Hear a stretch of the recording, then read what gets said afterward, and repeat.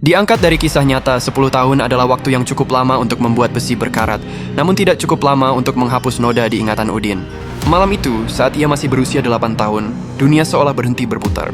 Melalui celah sempit di balik pintu kayu kamarnya, Udin melihat ibunya, wanita paling lembut yang ia kenal, hancur di bawah kebiadaban Baron. Suara napas berat pria itu dan isak tangis tertahan ibunya menjadi simfoni kematian bagi masa kecil Udin. Ya, Baron memperkaos ibunya. Kejadian itu tidak pernah benar-benar selesai. Laporan ke Pak RT hanya berakhir dengan bisik-bisik tetangga yang justru menyudutkan mereka. Polisi, Bodeka datang, mencatat, lalu pergi tanpa membawa borgol untuk Baron. Sejak saat itu, ibunya tak lagi sama. Ia menjadi seperti cangkang kosong, sering melamun menatap dinding kusam, dengan binar mata yang telah padam sepenuhnya. Di sekolah, penderitaan Udin berlanjut. Anak korban lewat, seru teman-temannya di pojok kantin. Ejekan itu menjadi makanan harian, lebih pahit dari nasi basi yang terkadang harus ia telan. Namun Udin hanya menunduk, mengepalkan tangan hingga kukunya memutih.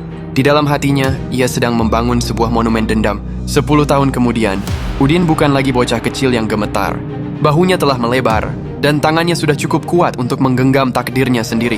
Setiap sore, ia berdiri di pinggir jalan desa, seolah sedang menunggu angkutan atau sekadar menghirup udara senja. Matanya setajam elang mencatat setiap detail. Pukul 17.15, motor Baron lewat. Pukul 17.20, ia melewati tikungan gelap dekat kebun bambu yang sunyi. Hari itu langit berwarna merah darah. Udin berdiri di sana, di tikungan kebun bambu. Saat lampu motor Baron mulai menerangi kegelapan, jantung Udin berdetak stabil. Tidak ada ketakutan, hanya keyakinan. Tanpa basa-basi, tanpa teriakan dramatis, Udin menghadang. Kejadian itu berlangsung cepat. Jeritan Baron tertelan oleh rimbunnya pohon bambu.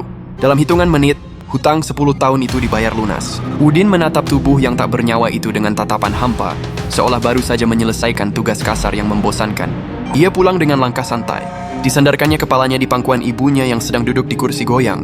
Malam itu, untuk pertama kalinya dalam 1 dekade, Udin tidur tanpa mimpi buruk. Pagi berikutnya, ketukan keras di pintu kayu mereka memecah kesunyian. 2 petugas polisi berdiri di sana dengan wajah serius. Udin tidak melawan. Ia bahkan menyodorkan tangannya untuk diborgol dengan senyum tipis yang sulit diartikan. Di kantor polisi, di bawah lampu neon yang berkedip-kedip, seorang penyidik bertanya, "Kenapa, Din? Kamu sih masih muda. Kenapa kamu lakukan ini?" Udin menyandarkan punggungnya ke kursi besi yang dingin. Matanya menatap lurus ke arah penyidik, jernih tanpa ada setitik pun penyesalan. 10 tahun lalu, saya datang ke tempat ini bersama ibu saya. Kami membawa luka, tapi kalian memberi kami punggung. Suara Udin terdengar tenang, hampir seperti bisikan. Keadilan tidak datang lewat surat laporan kalian, Pak. Keadilan datang lewat tangan saya sendiri. Ia menarik napas panjang, merasa bebas meskipun berada di balik jeruji. Saya tidak membunuh seorang pria semalam. Saya hanya membunuh iblis yang sudah mencuri nyawa ibu saya 10 tahun yang lalu.